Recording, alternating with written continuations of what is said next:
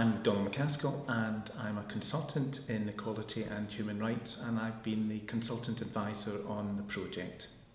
I've been involved in undertaking equality impact assessments with public authorities for a long time.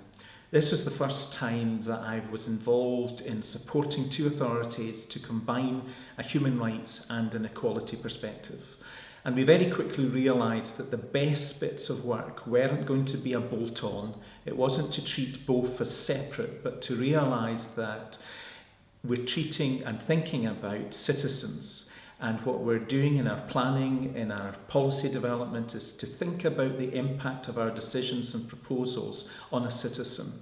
And we therefore used a human rights lens to understand the effects on communities who slipped through the cracks if all that we were going to do was to use an equality impact assessment. So by combining both together, I think what we ended up with was the best of all possible worlds. This isn't reinventing the wheel. It shouldn't be an added burden to individual officers. It should be a tool which, if used well, supports what you do and actually makes your job easier and makes the outcomes better. One of the added benefits of undertaking an equality and human rights impact assessment has been to encourage public authorities to think at an early stage of the policy planning process and of implementing change what the impacts are going to be on those who use services. And so we have developed a more robust understanding and models of community engagement. The project worked with two local authorities in Scotland, Fife and Renfrewshire Council, and those were the two pilot areas. In Renfrewshire, we looked at the impact of proposed changes on advice services in that local authority, and in Fife, we looked at the impact of welfare reform changes, specifically on the lives of those who were lone parents.